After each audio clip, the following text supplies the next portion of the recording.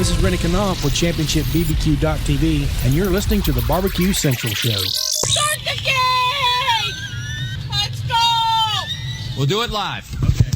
Well, do it live! I'll write it and we'll do it live! So to get that perfect barbecue, you use wood. Are you sure it's safe? Whatever. We put the lighter fluid on, strike the match, and... Oh, should we call the fire department? That might be a good idea.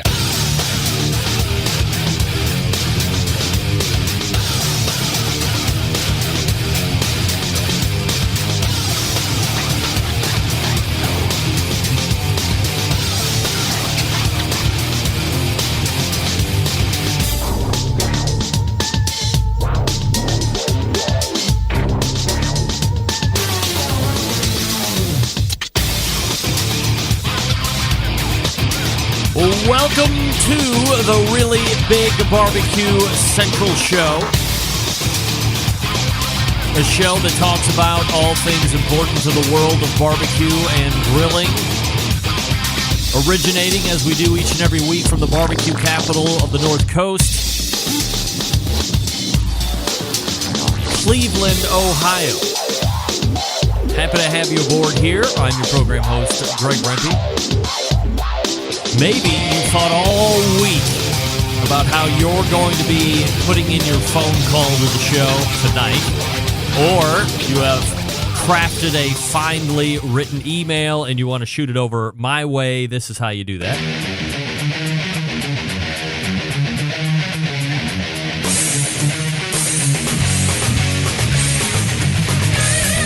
You can get in touch with the show by calling 216-220-0966. Sending an email? Greg at thebbqcentralshow.com. Or on the Twitter and Instagrams at BBQ Central Show. Anything else you want to find out about the show can be found at the main website, thebbqcentralshow.com. And here's what's happening coming up in about 12 minutes from now. Third Tuesday of the month. It is February, almost over. Next week is it. Then we'll be into March, if you can believe it or not. We'll be closing out the first quarter of 2019. But tonight, since it is the third Tuesday, we will be joined by traditional third Tuesday of the month guest. He is a BBQ Hall of Fame'er. He is a cooking class instructor. He is a TV show host. He is a prolific cookbook author. I would argue, I don't even know if I have to argue, the most prolific live fire cookbook author of our time, of all time perhaps. And friend of this show, Steven Raichlen, will be joining us. We have a number of different items to talk about with Steven. One thing right off the bat that's jumped out to me is a discussion that I have had with the Inner Circle over the course of the day. With something newish that's popped up. I mean, it's something that hadn't been on my radar as far as how it was presented to me. Doug Scheiding said, hey, we were talking about some kind of dry aging or beef. Doug was at a restaurant, something along these lines, and he had made a reference to the fact that the restaurant he was at, or the purveyor, had dry aged the beef first, then went ahead and wet aged it for a certain period of time. To me, that was bizarre. Now, being completely transparent, there is a great steakhouse here in Cleveland, which I did bash the last time. However, we did, because I love to live in hypocrisy, I did go back last week for Maddie's birthday party that was on the 13th. But it was just Maddie, my wife, my oldest daughter. The other one was playing volleyball, so she missed out. Long way to go to say there is a steak on their menu, Red's the Steakhouse menu, and it's not on there all the time, so if you're lucky enough, I guess, or if you just happen to be there when it is, they call it a 40-day dry-age steak. When you read the fine print, it says 20-day wet-aged, then 20-day dry-aged, but in the big billing on the menu, it says 40-day dry-aged. So I had called over the manager, and I said, hey, I'm reading this. It pops in my face that it's 40-day dry-age. But then when I read it, it looks like there might be 40 days of some kind of aging, some wet, some dry, because I am a preferer of the funk. I would rather have those 20 days of wet age usurped with an additional 20 days of dry, giving me 40, which means anything plus 28 or 30 days starts to build in that funk factor. So I would love to have the 40-day. And it's a more expensive steak, probably by $20, $25 over the traditional prime ribeye at 16 or 18 ounces or whatever it is. So, I mean, it's in the $75, $80 range versus the $60 range for just the regular prime ribeye. That's how I had seen it first. I hadn't seen it dry age first, then wet age. That seems somewhat bizarre. Not saying it didn't happen. I'll talk about it with Steven Raichlen as we lead off the 14 past the hour segment. Number of other items to get to. I diverged. I apologize. 35 past the first hour. It is new third Tuesday of the month guest, the creator of grillgirl.com. Robin Lindars will be joining me. Of course, last month she started her monthly appearance with us. She was leading into a Steak Cook-Off Association contest that was taking place at the Shed in Mississippi. I believe that's where they're at, or Louisiana, wherever the hell they are. And she made a number of definitive statements that were cutting, that were going against the very fabric and grain of what was winning at steak contests, specifically how much she wasn't going to rub her steak or buy a commercially made steak. Also, there was an ancillary category, which was Bloody Marys. And if you're a fan of this show, especially over the last 2 months, you've heard the revised rant of Bloody Marys being absolutely ridiculous in how they are built and turned in, or even had at a number of different restaurants across the country. It's outrageous. So we'll talk to her about that event, some other items that are coming up as well. Her husband, big duck hunter, so we'll see if she has any new duck. And these are live duck, not the farm-raised duck that I had from Duck Char. That's the first hour. Second hour. Took a little bit of building today. However, we have managed what I am sure will be at least a solid one segment. That would be the 14 past. The pitmaster of Big Papa Smokers, the creator of the Big Papa Smokers spices and rub, Sterling Ball, will be joining me this past weekend in a competition sense. His Smithfield Guinea Pig contest took place. Another rousing success. This is now, I believe, is it the third or fourth iteration of a Smithfield-sponsored guinea pig? Originally, it was just Big Papa's guinea pig, and then Smithfield started taking over sponsorship. I believe I saw at least one new sponsor taking place of another in the meat side, so we'll talk about that as well. Number of other competition things with Sterling Ball as it relates to his upcoming season, as it's probably just starting to get underway, or at least they're thinking about how many they want to do. Sterling, not a 35-40 type of event guy, somewhere in that 15 to 20, maybe 25, depending on what his schedule is like. Remember, if you don't know Sterling, and I've said it 100 times before, I have no idea why he's wasting his time on barbecue, other than it's his passion and that's what he wants to do. He lives a really exciting other life, which we have never talked about on the show. His dad was Ernie Ball. You ever heard of Ernie Ball? You know, the guy that is the guitar strings, now morphed into musical instruments, partnering with top-name artists, customizing their guitars, fat necks and otherwise, hanging out with the likes of Eddie Van Halen and Kirk Hammett and you name it. Bill Murray's his best pally, aside from me. So I have no idea why he's even bother wasting time with barbecue when he could be hanging out with all of the coolest rock stars ever. But he gives time to this show, which I appreciate. He's also a longtime sponsor of this show, which I certainly appreciate as well. So always fun to catch up with Sterling Ball of Big Papa Smokers. Then to close out the show, and to say I'm 50-50 on this one coming through might be a stretch. I had mentioned it last week that we were freshly into the 11th year of live shows of the Barbecue Central show.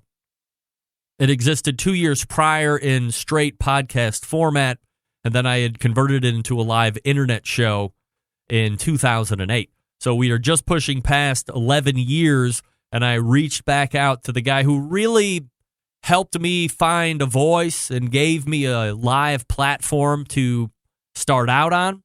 And it is what is called now LA Talk Radio, but back then it was BBS Talk Radio. Sam Hassan will be joining me, maybe.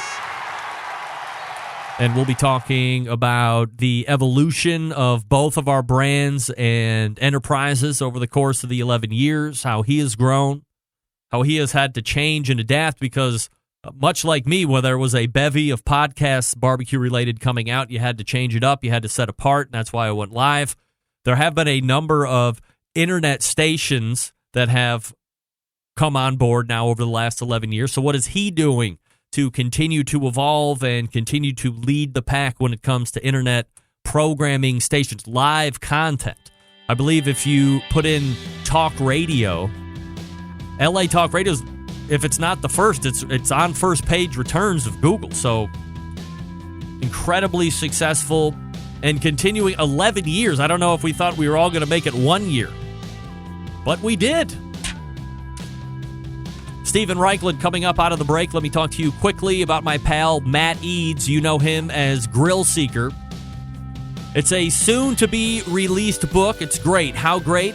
It premiered on Amazon as the #1 new release in the barbecue and grilling section. It's called Grill Seeker Basic Training for Everyday Grilling. Now, let me tell you a little bit about the author. From the battlefields of Afghanistan, Iraq, Somalia, Bosnia, to a state-of-the-art outdoor kitchen, Matt Eads is looking to unite people through grilling.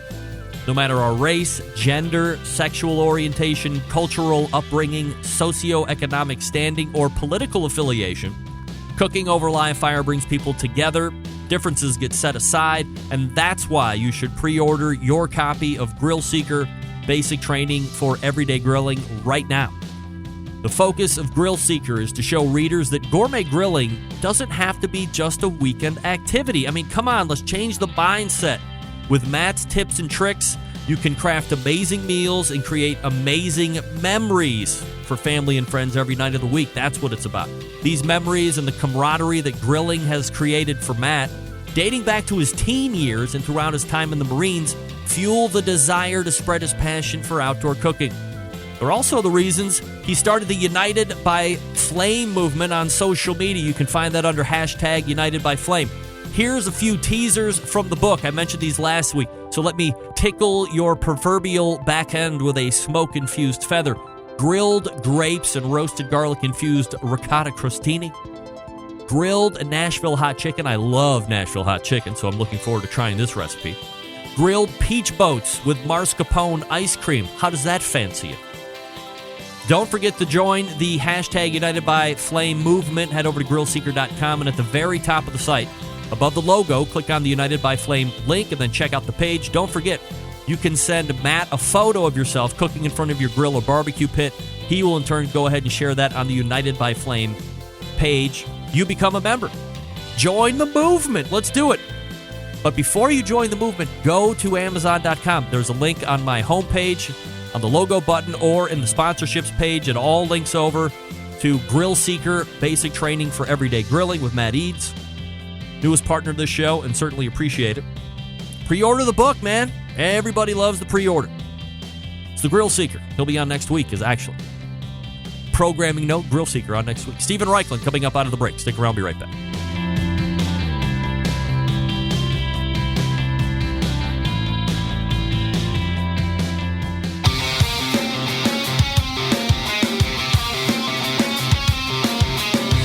Broadcasting live from the Barbecue Central Show studios in Cleveland, Ohio. You're listening to the Barbecue Central Show. Once again, here's your host, Greg Rempe. You know, I'm thinking about it. I didn't have a picture of Steven Raichlen all set up because he's actually going by phone tonight. Well, we'll see what I can swing out while we're shooting from the hip. This portion of the show brought to you by Butcher Barbecue, makers of award-winning injections, marinades, rubs, seasonings, barbecue sauces, and the world-famous grilling oils. All of Butcher Barbecue products tested on the competition circuit as well as in backyards worldwide. Be the pitmaster of your neighborhood. Visit butcherbbq.com to stock up now. Always trust your butcher. Well, let's see if I can't just add it right now. Go to the media section. Go here. We'll go to the new folder. We go to show vid pics. And we got to go all the way down to the S's. And I go back through this page, and there have been a lot of different people on this show. I can tell you that. A lot. Okay, now we're in the STs. There's Steven. Let's see, which one do I want to use? One's got his name on it. Well, we'll just use this one. I want to be topical. I don't want to use the one that says, Primal Grill on it. That's good enough. Yeah, why not?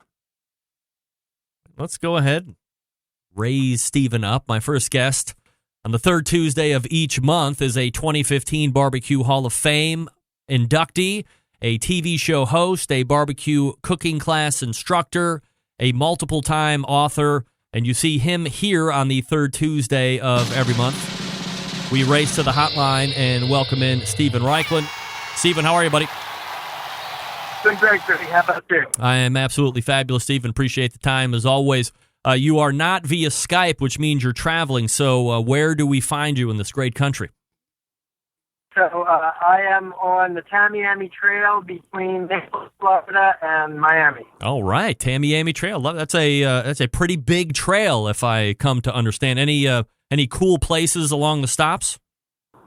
Well, lots of alligators along the way, and Indian villages, an airboat ride, and so.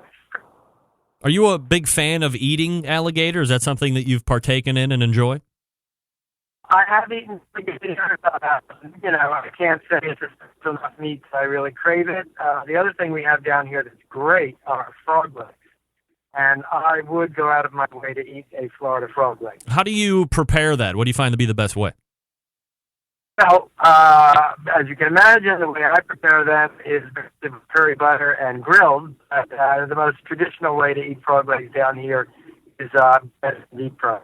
I've heard through many of the generic stereotypes that frog legs are somewhat akin to chicken. Would you place them in that same category? Yeah, I would. Chicken leaning toward rabbit. Let me ask you a question before we get into some of the other topics that we had kind of game planned for this evening. And I don't know if you can answer it, but this is something that just popped up today. I was going back and forth with a few of my inner circle members who was at a restaurant, and he had a dry-aged steak, but it was a little bit different than the norm. They first dry-aged the beef, and then, after whatever the designated period of time of dry aging, they wet-aged it for another portion of time. Is this something that you've heard of before? I've never heard of that before. And I'm not quite sure I'd understand what the advantage of that would be. If I recall correctly, and my memory is shoddy at best, the way it was explained to my pal Doug was that it was dry-aged first, then wet-aged secondarily in order to maintain more of the moisture. But I would imagine if you're going for a dry age, you're willing to sacrifice the moisture loss for a more robust flavor, if you will. Yeah, but water has no flavor. The more you can evaporate, the more intense the flavor is going to be by itself. But I'm sure your friends put thought into that secondary wet age. Until I taste it, I don't know, so keep an open mind. There is a steak joint here in Cleveland that does the opposite. They wet age for 20 days, which makes sense. I mean, a lot of these things are coming in some type of a cryovac, I would imagine.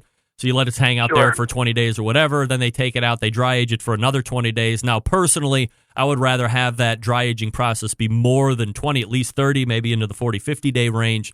So that makes a little bit more sense, but the opposite is still a little mind-boggling to me. Right.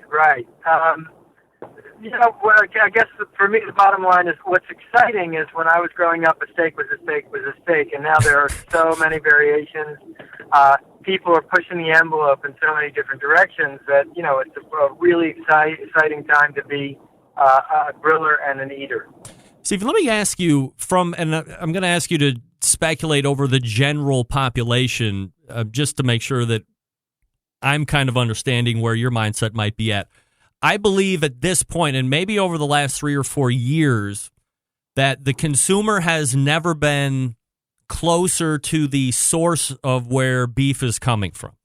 But I've heard divergent views saying, well, while there is access or while there is an ability for a consumer, if they're interested, to track down all the way back, if you will, like grape varietals with wine, the vast majority have become completely inactive or unmotivated to find that out. And it's worse than it ever has been, even 30 or 40 years ago. Do you agree with that? I think we are a schizophrenic nation, a schizophrenic culture, and I think that there's a sort of an elite group, subpopulation that is very concerned where food comes from, that wants to know the pedigree, that insists on organic, grass-fed, heirloom varieties, heritage varieties. They cost more money. There is no doubt about that. And then there are, kind of the mass consumer that maybe is more concerned with price. It's funny, and I was talking with my wife about this the other day. There's a new business that opened in Miami that calls itself Wild Food. And we went in this thing, and this place is like a giant frozen TV dinner. Every single item in the store is frozen. And despite the moniker Wild, everything is just industrial beef, industrial lamb, sold frozen. It is the most antithetical to the way I shop and the way I think about food. So that's sort of another extreme. I don't know what prompted a business like that, and I have no idea what its prospects for success are. But if it succeeds, I'll be pretty depressed. Steven Raichlen joining me here on the show, BBQBible.com, his website.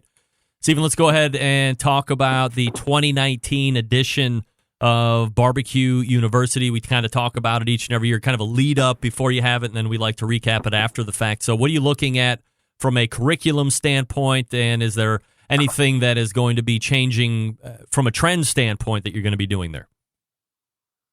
Absolutely. Well, first of all, before Barbecue University comes, we're getting ready for the next Steven Raichlen's Project Fire TV show, which we're taping in March in northern Florida. So we're going to be looking at this show will have a much more of a tropical cast, a Gulf of Mexico cast than my previous shows, and I'm really excited about that.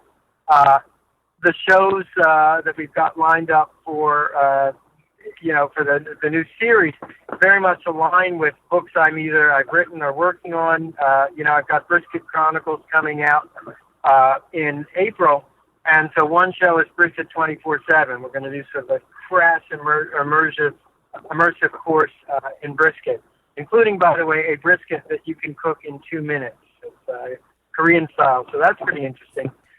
Another show I've got coming up is called Grilling Green, and it's actually a meatless show. There's been so much just exploding interest in green grilling and vegetarian grilling, and this will carry over to Barbecue University 2019 as well. Couple follow-up questions on that, Steven. From a location standpoint, haven't the last couple seasons been in California? They have been, yeah. So we try and jump around. We've been in southern Arizona. We were in southern California. Although we've taped in Arizona, and now we'll be taping in northwestern Florida. So for me, it's fun. It's a different background, different local foods, local specialties. I know we'll be doing a lot with Gulf seafood in this show. Funny, everybody knows Nancy. I was just on the phone with Nancy, and we're trying to line up a source for fresh hearts of palm because that's a Floridian specialty. Tropical fruits from the Redlands. What about stone crab? Is that in season? A stone crab is in season, and I'm sure the crew is going to be feasting on stone crab. I'm not convinced that grilling is the best way to cook it, although, I wouldn't be surprised if we try smoking it. A follow-up to the green grilling thing that you had mentioned, if I remember correctly, your daughter is a dietitian, right? not only is she a dietitian, but she's the dietitian for the Miami Heat basketball team. Okay, well, even better. So have you had a conversation with her in regards to the influx or more widely available plant-based proteins, specifically those things like the Impossible Burger or the things that look like meat and taste like meat, act like meat? But when you start to break down what's in them and what the calorie count looks like, is she a fan of that, or is she a little bit more on the schneid? Well, I think she, first of all, she is virtually a vegetarian, which is, talk about a strange thing to happen in a family of, a griller like myself. Right. But I think for both of us, this sort of two very big philosophical questions. And one is, if you were eating a meatless diet and grilling meatless, as it were, grilling green, do you want to celebrate plant foods for being plant foods and the flavors they have and the textures and the unique qualities they have? Or do you want to kind of replicate the meat experience with plant-based ingredients? And I think we both kind of come down more on the side of trying to celebrate plant foods for their unique qualities. Sure. Steven Raichlen joining me here on the show, BBQBible.com, his website, talking about Project Fire 2 coming up, obviously BBQ University. For the folks that are interested in taking a look at BBQ University, obviously it's set in a very majestic place. It's not cheap by any stretch, but if you're looking to make a special weekend out of it, or you both have some live fire, maybe you're bringing a buddy or whatever, how do you sign up for that? Well, visit BBQBible.com and click on About Steven, then BBQ University. That'll send you to a link. Or you can call the Broadmoor Hotel in Colorado Springs. That's where we hold the school. And, you get sign-up information there. It's a pretty intense program, 3 days of barbecuing and grilling. And you asked what's new earlier. One thing that's always new for us is we always get new grills, new smokers, new techniques. Every year the menus are different. And only thing that's not different is we get a lot of repeat students. So it's certainly one of the high points of my year. Are you surprised that you have... do you have any idea what percentage of students that you get every year are repeats? Is it 50% or 30% or more than 50? No, it's not quite that high. I would say it's about 15%. Do the people that have been there more than once, maybe it's their third time, maybe it's their fourth time, do you find that they are very quick to volunteer, or is it a pretty well-mixed noobs, intermediates, and experts that are hands-on? I try and plan every menu with a few rudimentary dishes for beginners, a few complicated dishes, more complex dishes for more experienced people. And, certainly our alums definitely enjoy the role of helping the newbies, showing them the ropes of how the school works. Steven, let's switch gears real quick here. We've been following how your newest book, The Brisket Chronicles, are going through the process here. So bring us up to speed on where the book's at right now. Well, the book is at the printers. And if you are an author, there are a few things more delightful than having the book finally off your desk when you can make no more changes or revisions, and at the printer when it's actually going to be turned into a book. So what are we now? We're toward the end of February. I'll probably have my first bound copy in about 2 weeks. The book will ship in April, and then I'll start touring at the beginning of May. Do you have a tour schedule of cities planned out yet? I do, and it's on BBQBible.com. We're launching the tour in Austin, Texas, which feels very appropriate for a brisket book. Let's see, I'll be in, we've got Texas, I'll be in Chicago, I'll be in Kansas City, we will be in Tennessee, Atlanta, Miami, Boston, so New York City. I think we're launching the book on the Today Show, so it's a pretty typical, Steven Raichlen Workman tour. The other thing that's really fun is I'm teaching a set of master classes in Turin, Italy, the 21st and 22nd of June Now, you may remember from previous conversations, I have a TV show on the Italian Food Network called Steven Raichlen Grills Italy. So this is a barbecue store and school called BBQ Paradise in Turin, Italy. I'm sure you have a few followers from Italy. Italians are just grill crazy, barbecue crazy these days. So I'm really looking forward to that experience too. Steven, I don't want to take you to task here in front of all the Centralites, but I believe the last time we talked about a book tour, there was a Cleveland, Ohio mentioned in there by you. What happened? Yeah, well, it's not on the schedule yet, but the schedule is a work in practice. Note to self, call the publicist, chew her out and tell her to send me to Cleveland. Maybe you said, hey, let's stop in Cleveland, and they were like, did you just say Cleveland? No. We're going to send you right past Cleveland and go into Chicago or some other real city. I think that's probably more or less what happened. I know you want to be here. I know you want to be here. I'll get there. Don't worry. Steven Raichlen joining me here on the show, talking about the book, The Brisket Chronicles. So the book is off the desk. It's going to be out April. Are you already thinking about a new book, or are you already constructing a new book? I'm already working on a new book. Wow. I'm actually working on a couple books.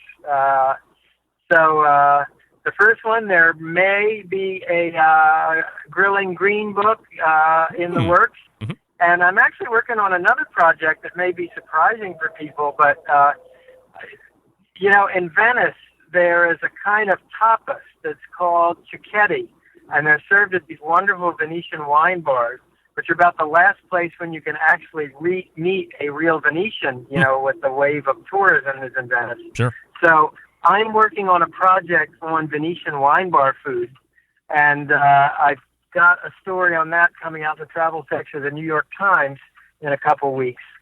So that's sort of an unexpected interest that has nothing to do with grilling, but everything to do with great flavor. What kind of a food is it?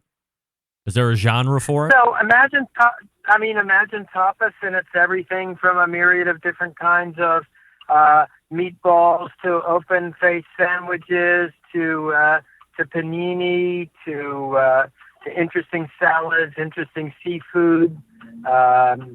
It's extremely varied. If any of your listeners are going to Venice, it's a very inexpensive but explosively flavorful and extremely colorful, picturesque way to eat. And like I said, when you go to a Venetian wine bar, you'll be with Venetians. You won't just be with tourists. Steven, last question before I let you go, and I appreciate the time as always. Over the last 3, 4, 5 years, the competitive steak world, regardless of sanctioning body, has been exploding in popularity.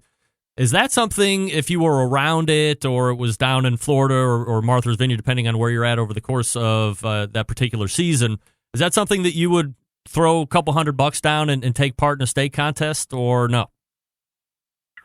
Well, I would certainly love to observe it and especially taste the fruits of it. I don't really do competing. I've always been kind of more of a reporter and doing field work and reporting on what people are doing in that field rather than actually competing myself. But I find it a fascinating phenomenon. And speaking of Italy, actually, they have really gotten into American-style competition barbecue. Mm-hmm. They have sanctioned contests. And, this is an export that is really finding a home all over the world. Steven Raichlen from BBQ Bible joining me here on the show, the website bbqbible.com, and he is on the Tamiami Trail and you were heading to Miami, correct? Heading back to Miami. All right. The third Tuesday of the month, you find him here. You can find him at bbqbible.com anytime else. Steven, always appreciate the time. Thanks so much. Great speaking with you. There he is. He's a BBQ Hall of Fame'er. If you need him, Steven Raichlen. Yeah. Third Tuesday of the month right here on this show. Don't sweat it. If you're just tuning in and you missed Steven Raichlen, he'll be back in a month. You can catch the podcast tomorrow. Go to my website, click the subscribe button. That will show you all the ways you can connect. I will talk to you quickly about my second hour guest, Big Papa Smokers, the one-stop online shop for all things barbecue. a curated selection of the best outdoor cooking and grilling supplies to get you on the path to better barbecue results in no time. They have these championship rubs, 13 to be exact. Popular flavors like Money, Sweet Money, Desert Gold, Double Secret Steak, Cattle Prod, Cash Cow, just to name a few, all proven winners on the comp circuit and in my backyard. They offer 13 perfectly balanced flavors that transform ordinary meals into extraordinary. We have a great partnership with Steven Raichlen out there at Simply Marvelous Barbecue. Finished top 20, by the way, guinea pig. You put those two rubs together, you got West Coast offense. You ever heard of that? No? Get out from the rock that you're living under and do some Googles. They also are the proud owner of Granny's Barbecue Sauce. If you're looking for a new go-to sauce, Granny's is the one you're going to want to try. Aside from that, they also have a number of other top-rated sauces at BigPapaSmokers.com. Aside from those rubs and sauces, they offer cookers. That's right. If you're looking for a versatile smoker that's easy to use, check out the Mac 2-Star General Pellet Grill. Big Papa Smokers, the exclusive Mac dealer, even offers special packages. Not a fan of pellet smokers? Take a look at the Old Hickory Ace BP. It's the only charcoal smoker that Big Papa trusts on his competition trailer. If you're a backyard barbecue enthusiast looking for a durable, versatile grill that's easy to use, the M Grill will last forever. They're built like tanks. If you're not sure what kind of grill you need, hey, don't worry. Just head on over to BigPapaSmokers.com. Pick one out. If you have any questions, give them a shout. 877-828-0727. That's 877-828-0727. Or shop the website, BigPapaSmokers.com. That's BIGPOPPA Smokers.com. Grill Girl up next. Stick around.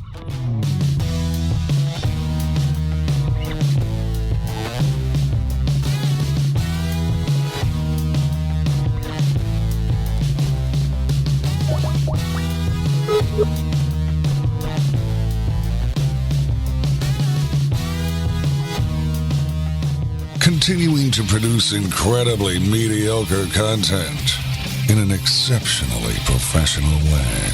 You're listening and watching the Barbecue Central Show. Once again, here's your host, Greg Rempe. All right, welcome back. This portion of the show being brought to you by Cookin' Pellets, your number one source for quality wood pellets for all the pellet-driven cookers in your life. You visit cookinpellets.com to purchase, or if you would prefer, you can go to amazon.com and purchase there as well. Chris Becker and the gang over at Cookin' Pellets looking to get him back on the show as well. All right, my next guest is the newest third Tuesday of the month guest, creator of GrillGirl.com. We race to the hotline and welcome back Robin Lindars to the show. Robin, how are you? Hey, Greg. Put on your camera. What are you doing? I haven't. I thought I had it on. Hold on. Come on. You know you don't. All right, let's see. Let's see. Here we go. There we are. Ooh, look at you. All sophisticated with the glasses and everything, huh? This is just my smart look I'm going for. I didn't know you wore glasses. These are my computer glasses. It's just that, like, hot teacher look I'm going for. Are they your cheaters?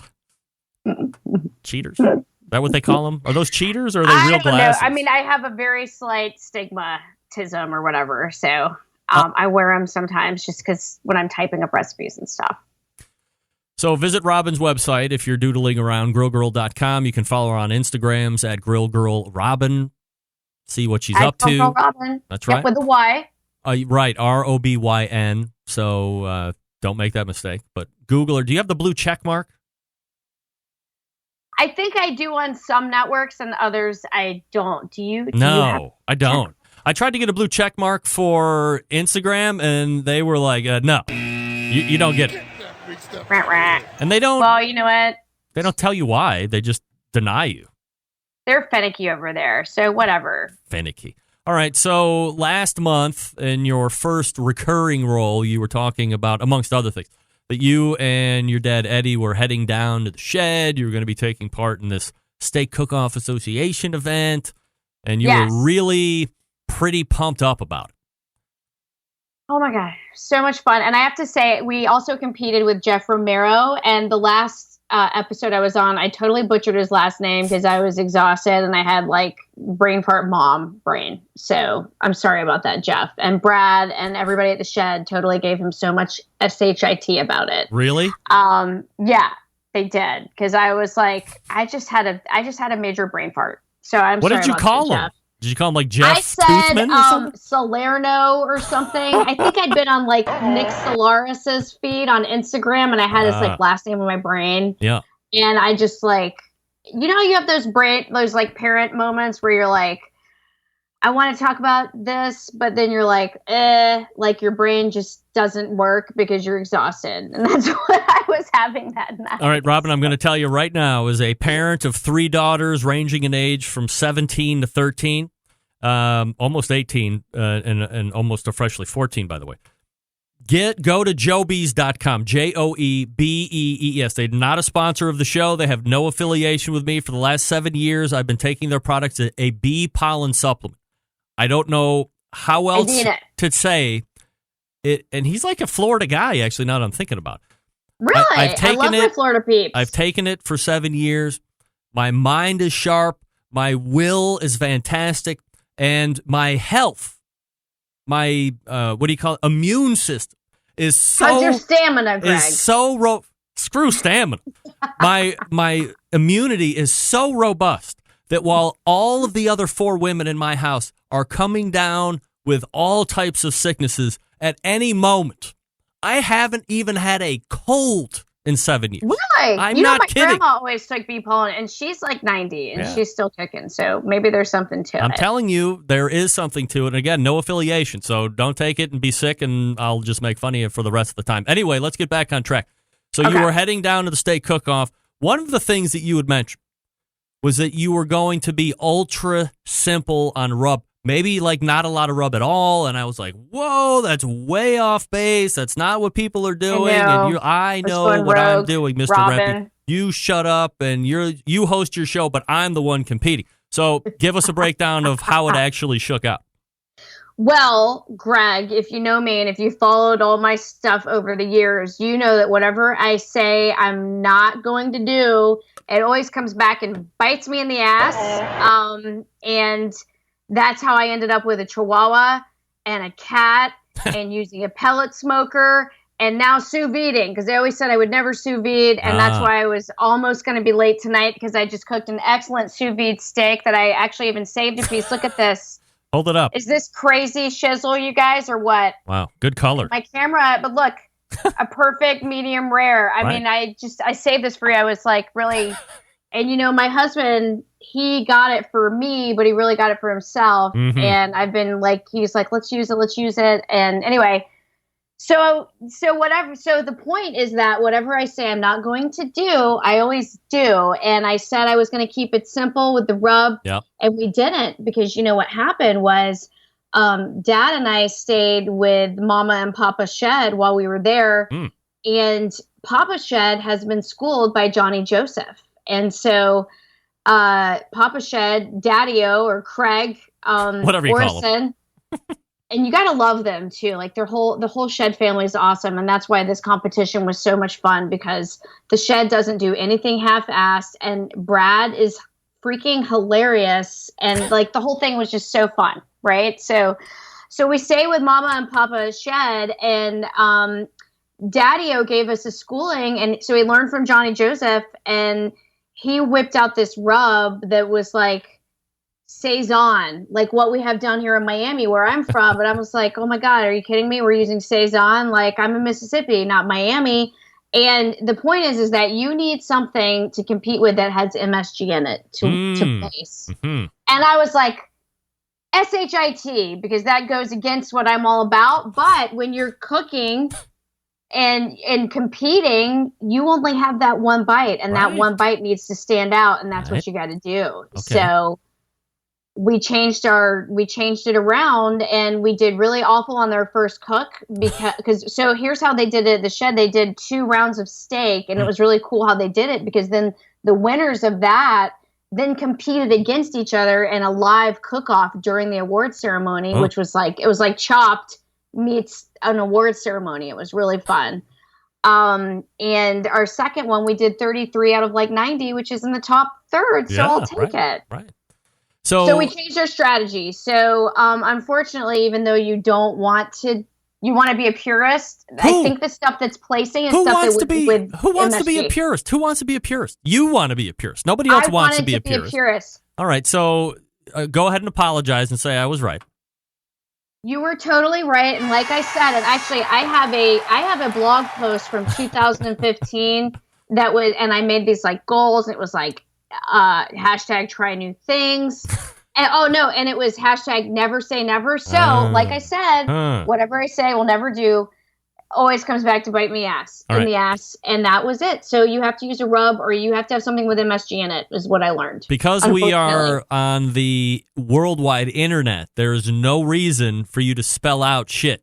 You can just say it. Nobody's going to get fined. Unless it's a mom thing that you're working on so you don't swear in front of your kids. You know that I curse like a sailor, but I always feel like the potty mouth on your show, so I'm trying to be better. Nobody can be worse than Sam the cooking guy. That guy's dropping F-bombs like hot potatoes. So, a couple shits here and there, no big deal.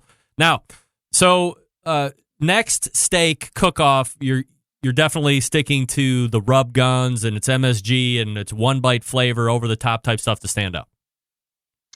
Yeah, and I have to say, Jeff on our team, after we did that one, he's done 2 others in Katy, Texas, and Jeff Romero from Holy Roller Smokers, he's awesome, and he's like my Texan brother, but he just won 3rd in Katy, Texas, so it's working. All right. Let's quickly hit this item because I want to make sure we spend time on the Bloody Mary ancillary. Yes. Setup-wise there at the shed, was there a lot of PK grills, grill grates, and B&B charcoal, or is that stereotype a little overblown? Well, all stereotypes exist because there's some truth behind it, right? Sure, and there is some truth behind that. You see a lot of PK grills. You see a lot of grill grates, and you see B&B charcoal. They're a player, and they have good product, but especially you see a lot of PK grills.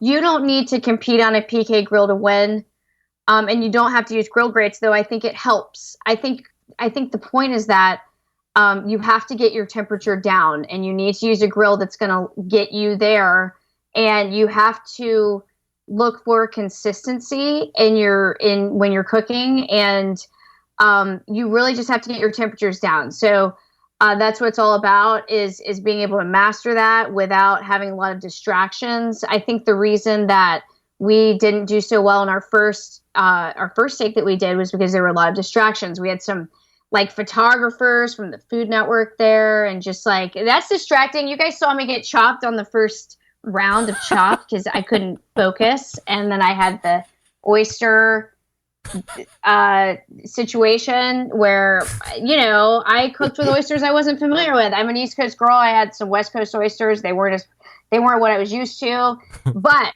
anyway, the point is that you got to be so focused, and that's I think when Johnny Joseph teaches his class, it's probably about like focus and timing and the right combination of seasonings and rubs, so you get the perfect mouthfeel and the right finished product.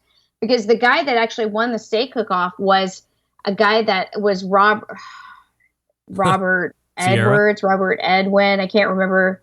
I'm having mom brain. It's just I can't remember. But Robert, the guy who won the cook-off, was a graduate of Johnny Joseph's class. And does he attribute his success specifically to that? I don't know, but evidently they have a process that they have gotten down, and it's working well. It's worked well for him. Though Johnny Joseph didn't place in that competition, but I think a lot of it is just getting your times and your temperature and your consistency. Okay, we can talk on and on about that, and I'm probably going to end up blowing out my segment here, but I want to make sure that we're spending the right amount of time. Quick question, just answer very quickly on this. From a grill grates perspective, okay, now it's 2 quick questions. How many non-grill mark steaks did you see turned in? Less than 10%? Any? Yeah. Less than 10%. I had some newbies next to me that were friends of at our next to our tent that were like friends of Fred Salinas, who's the guy that does a lot of photography for the shed. And I loved them because they owned a food truck and they came out and they borrowed like a Weber Smoky Mountain or something. And then they finished in cast iron. And he was a chef and I loved it, but they didn't have grill marks. And though they say that it's not just about appearance, you have to know that that's something that plays into it. That was my next question was, do you feel like if you didn't put grill marks on, your chances of winning would have been decreased unfairly? Yes. Yes, okay. Now, there's an ancillary category, Bloody Marys. By the way, if you're keeping score, my girl Robin right here, 3rd overall in Bloody Marys. So congratulations, that's huge. Out of how many entries? 45. Wow, so that's huge. I mean, over half the field turned in Bloody Marys too, then. Yeah. Wow. Okay, so I'm conflicted. I have to be honest, and we're going to go to the pictures here for this one specifically. Okay, let's do it. You know, Bloody Marys, it's a drink, Robin. It's got this, Bloody Mary mix. If you're feeling a little froggy, my dad would drop some horseradish in this, maybe an olive here, maybe a celery stalk there. But it's a drink served in a glass, and there's not a lot of shit that you have to remove in order to drink it. However, what I saw at the Shed event is exactly what I have been railing against for at least 24 months, which is it appears cursorily from my purview that you have to have heavy equipment in order to assemble shit that goes all over this drink. Yeah. And somehow that makes you a winner, but it's a drink. So first questions first. Do they even bother drinking the drink to judge how well it tastes? Yes. And so let's just back up a second. So based on the research I know, not all state competitions request, or this is not an ancillary that happens at all the state competitions. Right. I'm sure that this is, and I do feel that this was fitting because it's the Shed. And if you look on a map where the Shed is located, they are located in like almost like smack dab between Biloxi and New Orleans, which are two of like the drinking capitals of the world, based on my knowledge of that stuff. And I know these things because we know that I'm a party girl and I'm from the South, even though I don't sound like it, and I enjoy a good cocktail. Having said that, I do think there's a lot of pomp and circumstance going on with the entry because I don't feel like you have a level playing field on the taste when you enter like a small raw bar with your entry. And that's what, like, I thought I was being so smart and clever when I came in with that crab and the shrimp and the whatever. I'm showing it right now. And I got there and I was like, oh shit, I'm like in the big leagues here. And then like literally when I made the joke about the raw bar, it wasn't really a joke because there were people there. I didn't get a picture of this one, but there was someone that had basically a shelf propped up on their drink that hosted a sampling of like raw oysters and whatnot. So here's your drink right here that I have on the screen right now. So you have, a lemon. So the glass is nice. It's rimmed with something. The drink looks pretty appetizing. And then there appears to be, is that a soft shell crab on that drink? It's a soft shell blue crab that was actually I snagged because the Shed hosted a low country. Well, I call them low country boil because I'm from that. I'm more from that area. But yeah, just like a seafood boil, a crawfish boil, and and I did mine with, first of all, I think the reason mine won was I really paid a lot of it, or I didn't win, I got third, was that I paid attention to the mix was what I was really, that's what I'd been working on. And then the garnishes for me was like, I got to get this together, but I was really focused on the taste. But, and that was shrimp. That's actually is that a jalapeno on top of the shrimp? pickled okra, an heirloom tomato, and I think if you look at the score that I didn't perform as well as others because of my appearance, it wasn't as over the top as others. Yeah. So here's a guy who has, I mean, you can see most of the glass. It looks like he might have a crab claw hanging out. He's got a bunch of olives. I would say this is probably on par with your style of garnish that you had on yours. I mean, it's a little crazy. Maybe yours was a little crazy because you had the whole. That guy's so cool, by the way. He competes. I don't care. I don't care about him. Who cares about him? Anyway, okay. So, but it's like an egg roll, I think, is what it was. So here we go. Now we have a whole crab, but all of his appendages are on this top of this glass, and you have perhaps more okra, olives. Now we're starting to get a little ridiculous. Now we have this guy. This guy's the one that actually won, and I asked him if he would keep up with me because I wanted to put he wanted to at least give him some cred on my website, but he never followed up, and but yeah, he's got a slider. Yeah, it appears to be multiple sliders. Yeah. So you're going to take off burgers and bacon to get to stalks. and pork belly. Yeah. Oh, yeah. Okay, I see that pork belly. Yeah. So I mean, you have a whole bunch of food on top that you're going to eat, I guess, and then you're also going to drink this drink. Then you have this incredible monstrosity. I don't even see a glass. It's all sitting on top of the glass. Now here is the one that takes the cake. Rob, this is absolutely ridiculous. I don't know if you remember seeing this or not. Yes. What the hell is going on here? That's like... She's holding it with two hands and a small track hoe so she doesn't fall down. She had to put her drink in that vase that she's holding so it wouldn't flip over, and she called this the meat bouquet. Yeah, look at it. I mean, it's like an antipasta salad. My Italian family is racing over. I'm not a fan of fruit mixed with charcuterie. That's just me. Yeah. I like to keep unless it's like a jam that you might put like on a cracker, but that's goat cheese in the the skewers. Yeah, I figured it was some kind of. Well, I figured it would have been a mozzarella because there is a lot of antipasto type stuff going on there. But this is exactly what I'm talking about. I mean, it's going to take you an hour to deconstruct that, and then you have all of this food. Do they have to eat it? No. So when you turn it in, you have. So they're not being judged on this at all. This is only presentation score. Yeah. Oh, come on. And I mean, I know. And those judges had to be so totally shit-faced by the end. Like, how many Bloody Marys can you only take a sip of? You spit it out. And not be hammered. You spit it out. Would you spit it out? Robin, I would not spit you're it out. a raging alcoholic. Of course you wouldn't spit it out. Give me a break. But it just seems like, I guess you're right. I guess you would spit it out. Yes, it's like you go to a wine tasting and you have 54 wines to taste. You swish it around, you spit it out.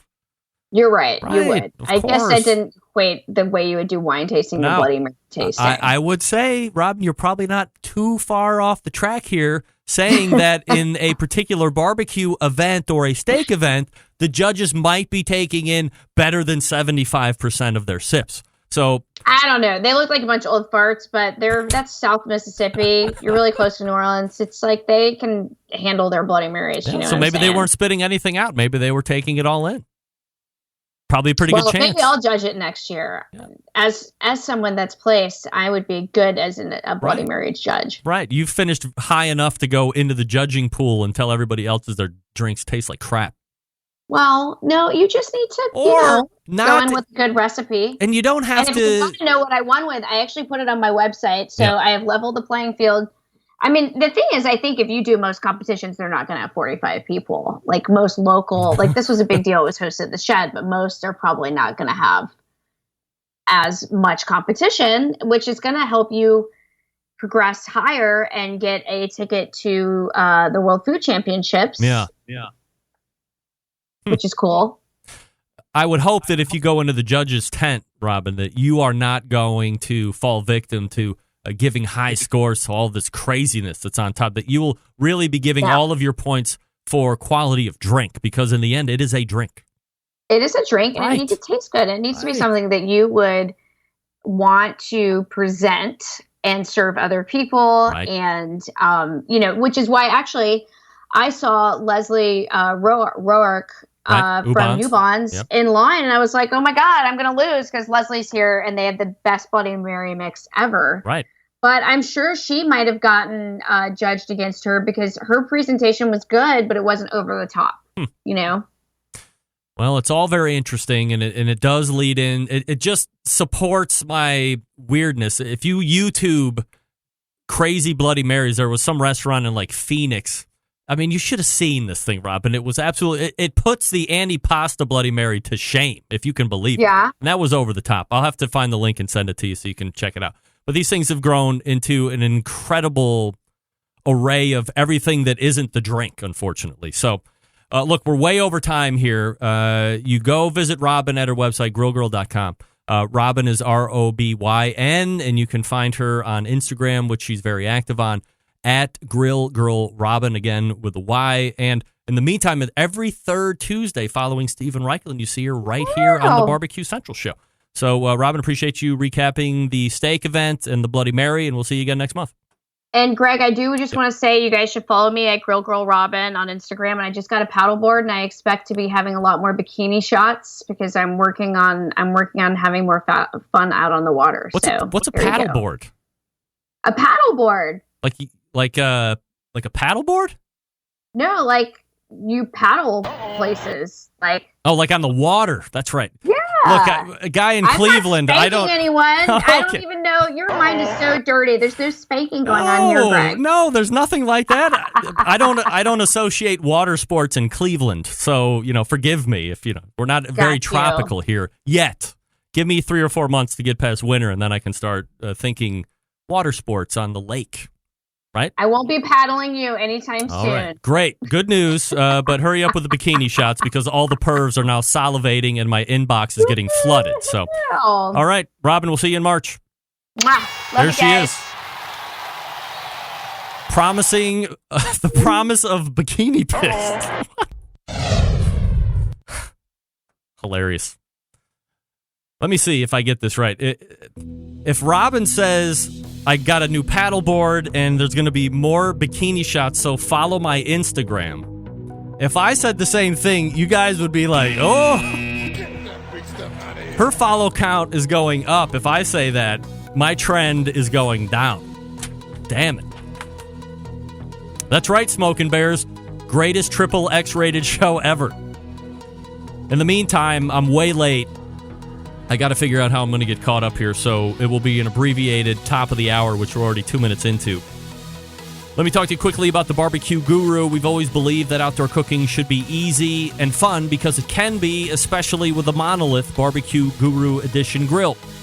The Monolith is the world's first temperature-controlled smoker with a built-in power draft fan. This means smarter control and greater freedom with automatic temperature control. Easily choose your cooking time and temperature. Let the Monolith do the work of a sous chef or a barbecue pitmaster. With minimal effort, you now have oven-like precision at the grill, and you can serve the tastiest, juiciest meals each and every time. Visit the website, bbqguru.com. That's bbqguru.com. Or you can go ahead and hit the website. Give them a call, 800-288-GURU. That's 800-288-GURU. If you have a Barbecue Guru temperature control device, you don't have to buy a new one. If you've just recently purchased the Monolith grill, all you do is take the controller, run it down to the fan that's built into the Monolith, and away you go. If you want new tech, certainly up to you. You can get a new controller if you want. The CyberQ Cloud is the newest version. Hoping to get Big Bob Trudnak here on the show to give us some updates on cookers and controllers and anything new that's coming up. By the way, the rib ring, if you have a ceramic cooker, easily double the capacity of cooking ribs. Go from 3 racks to 6 racks easy with the rib ring. Very inexpensive, too. All right, we are back to start the second hour, an abridged top of the second hour. Stick around, we'll be right back. You're listening to the Barbecue Central Show.